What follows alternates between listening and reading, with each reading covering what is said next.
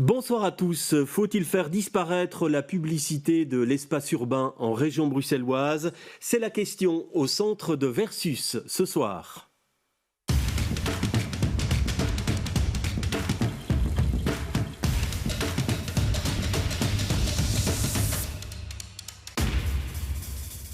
Bruxelles sans pub, c'est le combat d'un collectif. Il a rassemblé plus de 1000 signatures via une pétition. C'est ce qui a permis à des citoyens d'être auditionnés par le Parlement bruxellois. C'était ce lundi en commission. Ce collectif dénonce l'omniprésence de la publicité qui défigure la région et il veut que cela cesse. Écoutez plutôt. Face aux crises environnementales et écologiques, l'inaction est criminelle. Les multinationales capitalistes qui bénéficient le plus du système publicitaire sont celles qui détruisent le corps des travailleurs et des travailleuses, qui délocalisent au bon vouloir de leurs actionnaires et qui concurrencent les commerces locaux. C'est notre économie qui trinque chaque jour. Nous vous proposons de mettre en œuvre une action simple, mais non suffisante, qui est de réduire et faire disparaître la publicité dans l'espace public. C'est ce que nous sommes venus exiger aujourd'hui. En un temps record, plus de 1000 Bruxellois et Bruxelloises ont saisi un des trop rares outils pour vivifier notre démocratie parlementaire et ont obligé le Parlement de notre région à se saisir de cet enjeu.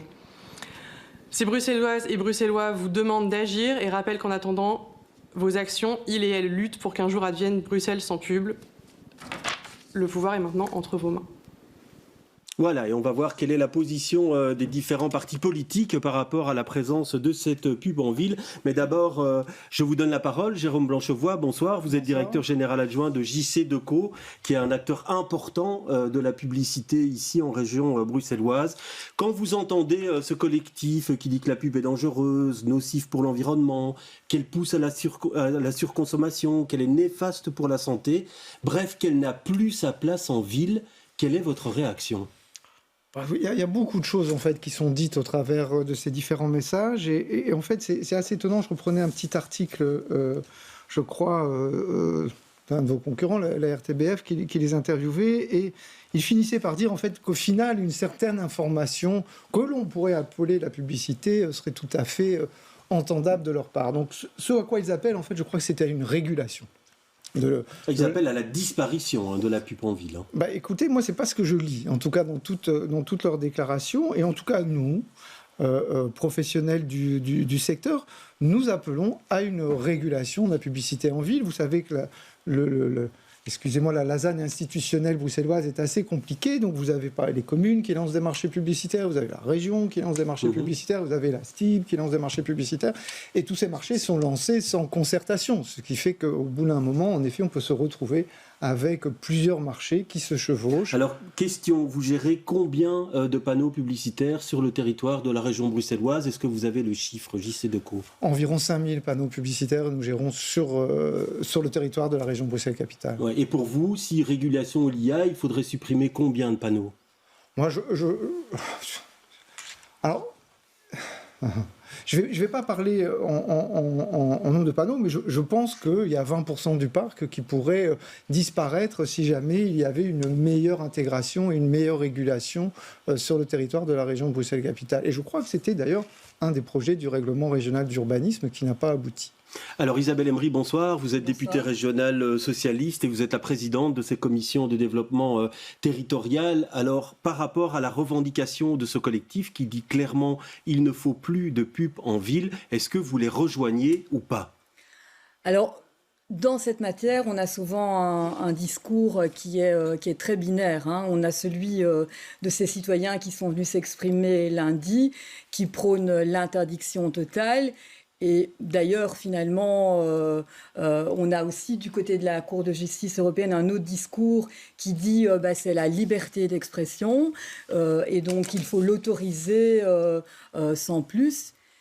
Et nous, on a un discours qui est plutôt entre les deux, c'est-à-dire qu'il faut pouvoir autoriser la publicité dans l'espace public en la régulant et ça, en soi, on se rejoint sur l'aspect et le chiffre de 20% qui quantitatif. citait 20%, ça vous semble correct? Suppression de 20%? Ou il faudra aller plus loin, selon vous? Honnêtement, sur les chiffres, je peux pas vous dire. Il faudrait faire un inventaire de tout cela.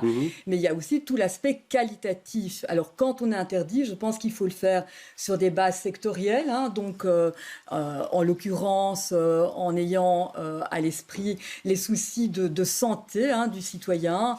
Donc, il y a des secteurs où il faut travailler à l'interdiction.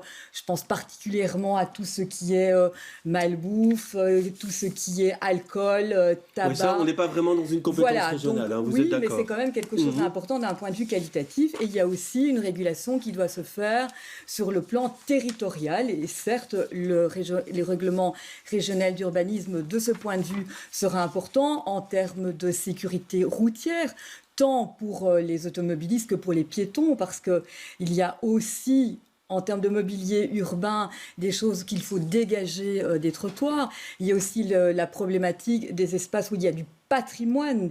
Et donc, il faut pouvoir aussi dégager ces espaces de la publicité. Donc, en termes territoriaux, il y a des choses à faire, donc, me semble-t-il. Le périmètre des écoles aussi. Donc, tout ça, le RRU doit pouvoir le travailler. Et on aura prochainement une version qui sera donc entérinée par le gouvernement et présentée au Parlement. Et donc, là-dessus, il faut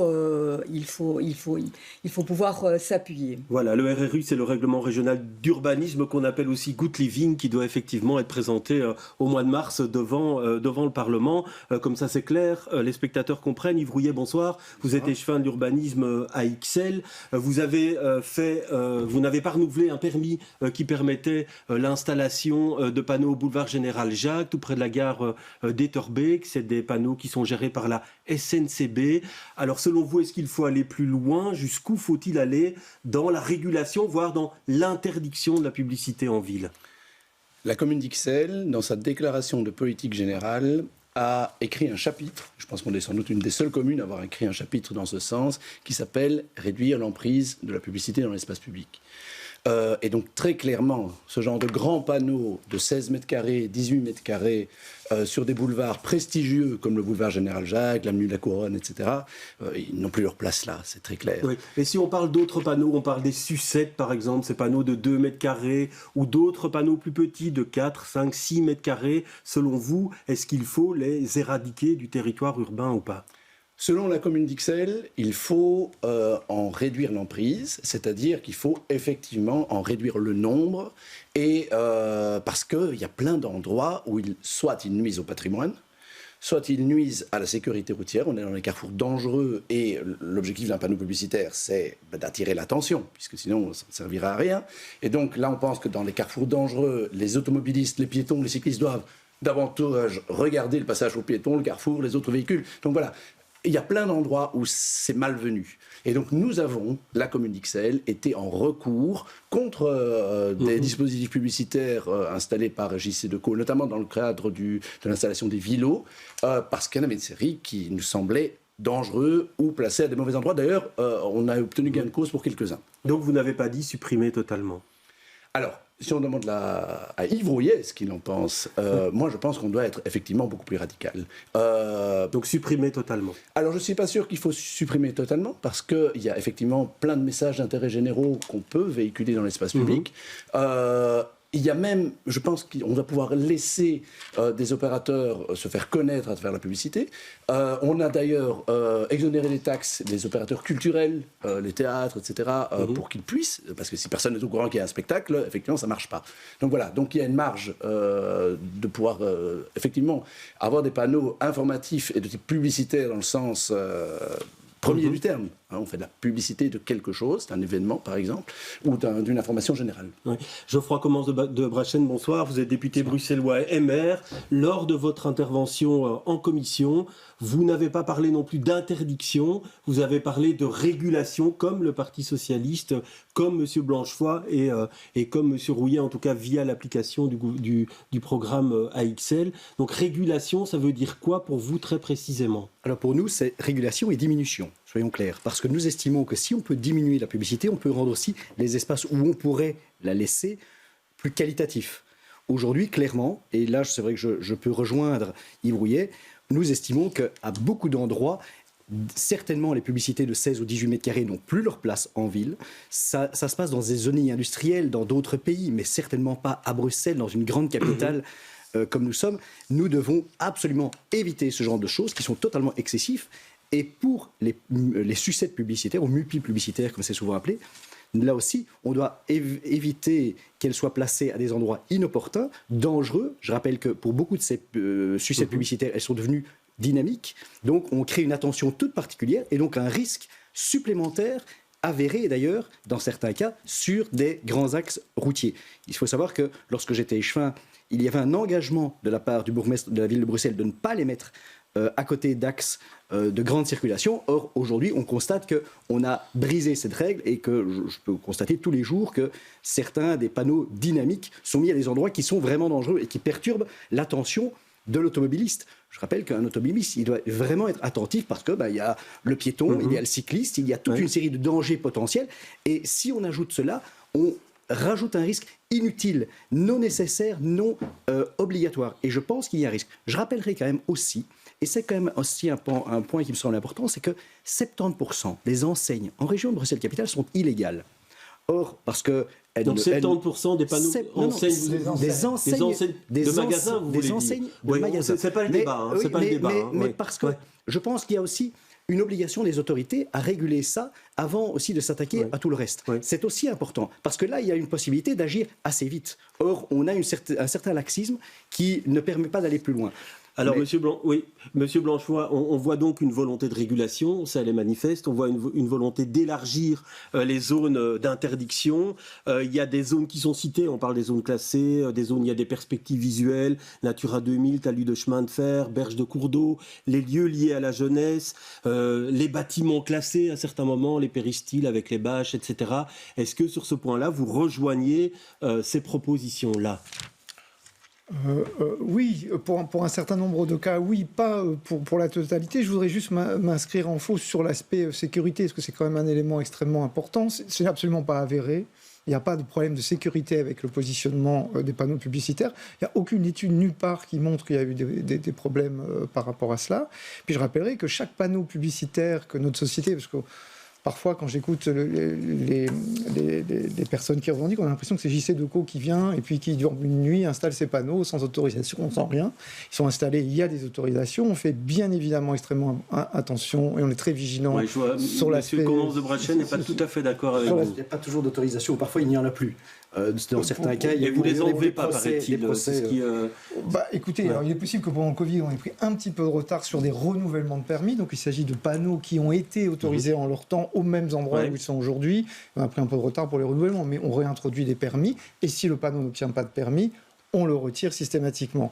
Et en fait, on est aussi tout à quand il y a, et certaines communes nous interpellent, sur des panneaux qui pourraient poser des problèmes de sécurité. Parfois, c'est souvent suite à une modification en fait, de la voirie qui pose des problèmes de sécurité. On vient immédiatement déplacer les panneaux.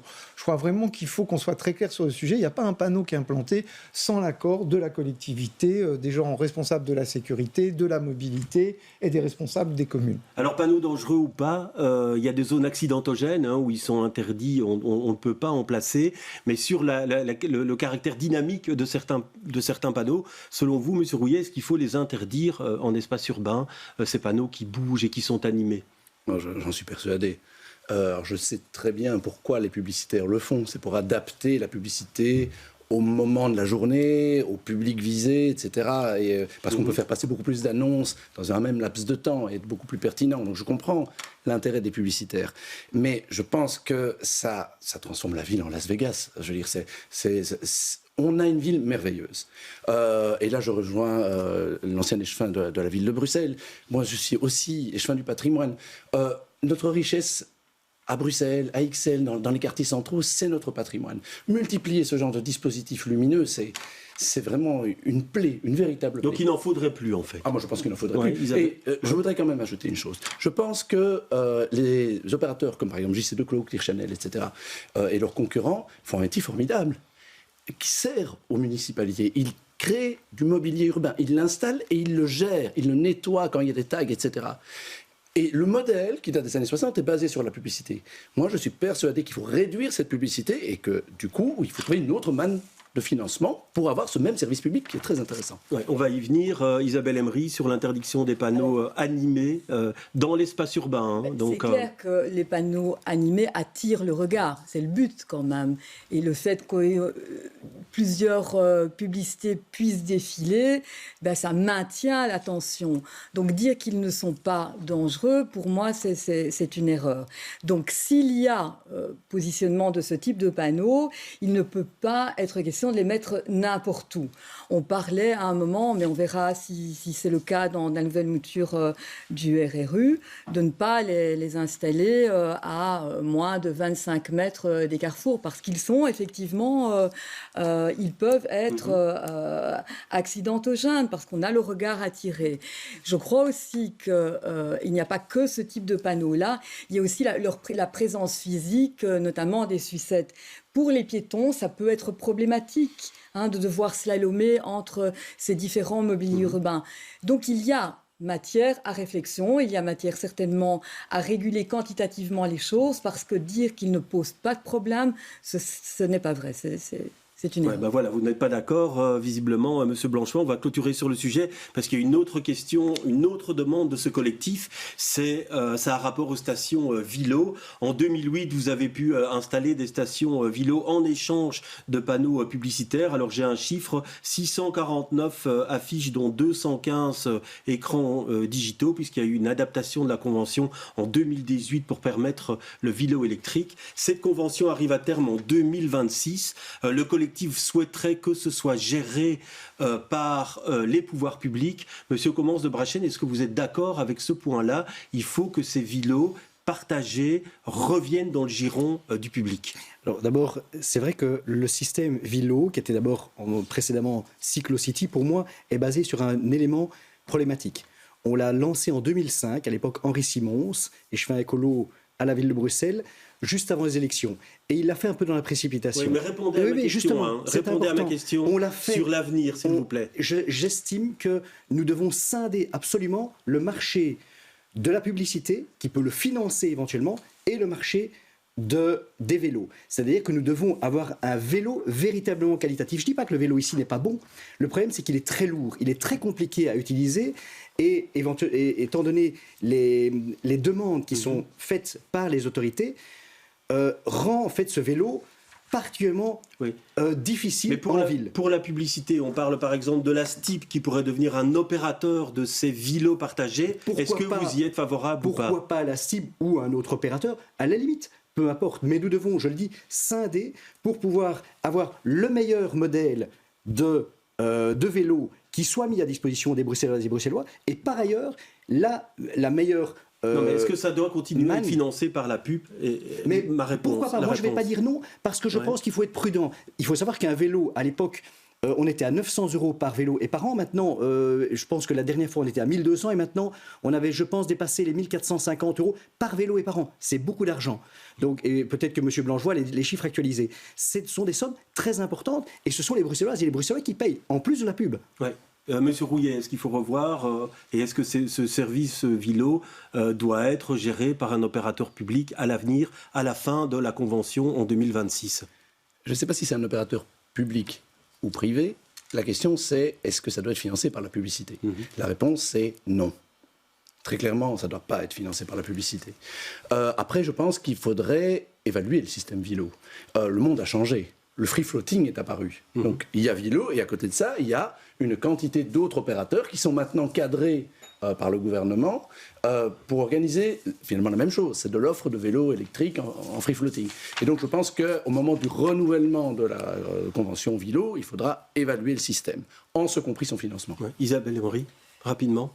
Je crois que financer des services d'intérêt public, comme l'est le système de vélo partagé, qui permet à tous les citoyennes et les citoyens bruxellois d'avoir accès à une mobilité douce de ce type, c'est peut-être pas idéal de le faire sur un modèle privé comme celui-là, mais il faut bien dire qu'à l'heure actuelle, c'est une aide précieuse à l'heure où les finances publiques au-delà de la région, les finances locales sont quand même à un point de dégradation important. Donc c'est nécessaire. Donc ce n'est pas idéal, Donc pour nous, ça n'est pas idéal, mais à l'heure actuelle, on peut considérer que cette aide, on ne peut pas s'en passer. C'est vrai pour un service comme les vélos partagés, et c'est sans doute vrai aussi par le financement des taxes sur la publicité en général. J'ai quelques chiffres, je ne sais pas si je peux les dire à ce moment-ci du débat, mais par exemple, pour la ville de Bruxelles, c'est sans doute là que se trouvent les montants les plus élevés. On sait que, par exemple, pour les abribus, la taxation fait rentrer dans les caisses de la ville 6 millions d'euros. C'est quoi 6 millions d'euros ? C'est la construction d'une petite école, par exemple. Est-ce que la ville peut se permettre de se passer de ce type de financement ? Voilà. Pour la STIP, c'est 6,5 millions. J'ai vérifié les chiffres dans les comptes de la STIP, c'est 6,5 millions. Est-ce qu'on se prive de ça ? Si on se prive de ça, on augmente les tarifs. Voilà, c'est posé sur la table. Donc le modèle n'est pas idéal, certes, mais il a le mérite de fonctionner et d'apporter des services aux Bruxellois. Alors Jérôme Blanchevoix, beaucoup de critiques sur Vilo aujourd'hui, sur son fonctionnement, sur l'entretien de ces Vilos, etc. Mais une question, est-ce que vous pouvez maintenir ce service avec une nouvelle convention sans la publicité ? JC Deco est prestataire de services dans ce cadre-là. Il sait le financer avec la publicité, il sait le financer sans publicité. On vient de remporter le marché de la ville de Toulouse. C'est un marché qui est sans publicité. Donc nous savons opérer les deux et nous sommes intéressés pour opérer les deux systèmes. C'est un problème de financement qui, quelque part, nous échappe. Je voudrais quand même rebondir sur quelques messages que les antipubs ont fait passer. Ce qu'il faut pas oublier, c'est que de dire je vais interdire la publicité dans l'espace public pour quoi que ce soit, je ne vais pas l'interdire, cette publicité. Cet argent va être dépensé ailleurs que dans l'espace public. Donc pourquoi se priver de cette manne là où les annonceurs sont prêts au final à financer des services publics en utilisant la publicité dans l'espace public? Pourquoi se priver de cette manne financière? On part, je pense, pour l'ensemble de la RBC, pour, à mon avis, plus de 15 millions d'euros.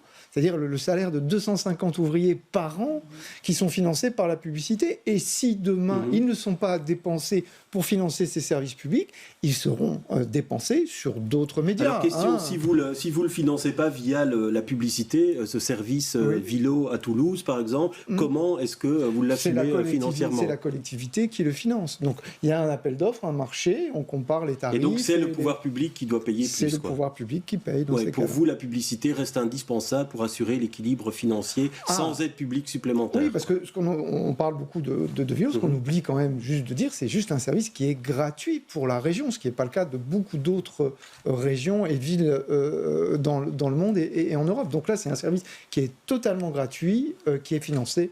Alors, est-ce que vous serez candidat en 2026 Je l'espère bien. Écoutez, évidemment que nous serons candidats. Nous sommes très intéressés. Nous aimons beaucoup la ville de Bruxelles. Et Vilo est un de nos plus grands et de nos plus anciens systèmes.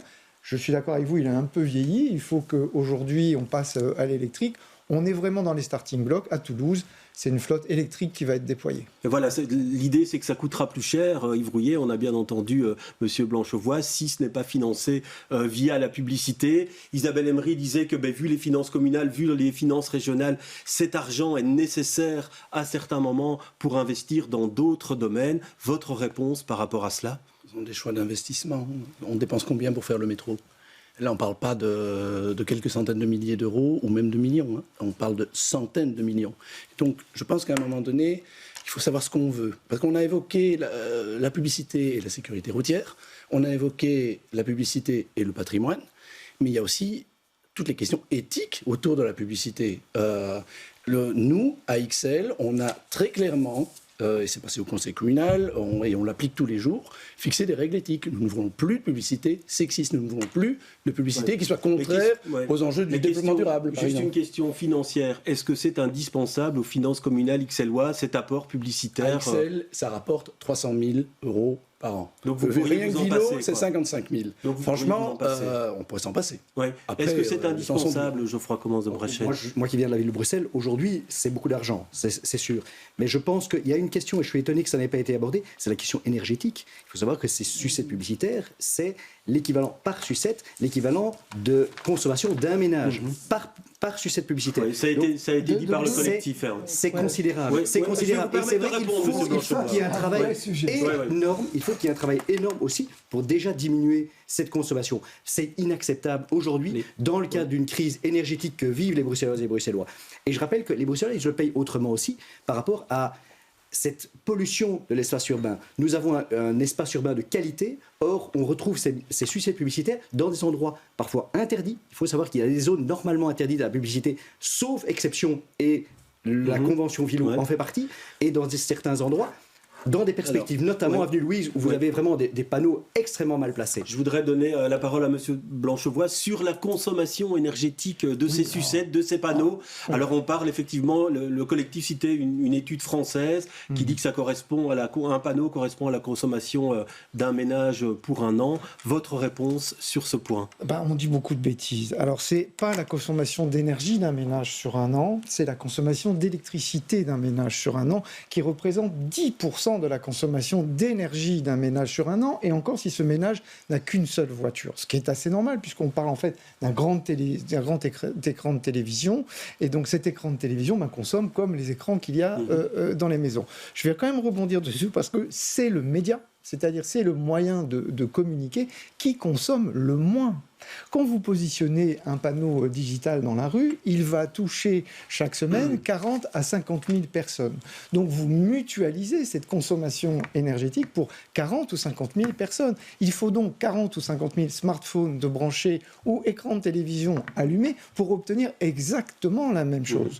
Donc quelque part, même si c'est un peu contre-intuitif, je vous l'accorde, la consommation énergétique est un faux problème. Et puis après, il faudrait dire, alors, qui a le droit de consommer de l'énergie, qui n'a pas le droit? Enfin, on est parti dans des débats à n'en plus finir. Je voudrais revenir aussi rapidement, s'il vous plaît. Oui, parce qu'on parle souvent de Grenoble. Aussi, on me cite cette ville de on Grenoble. n'en a pas parlé dans l'émission. C'est une ville qui a éradiqué la pub, en tout cas en partie sur son territoire. Voilà, en partie. Mais le collectif anti-pub n'arrête pas de dire qu'ils ont éradiqué complètement. Mais c'est pas vrai.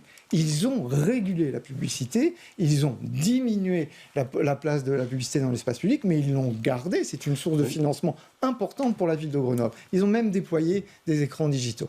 Alors, dernière séquence, c'est l'argument recevable dans un instant.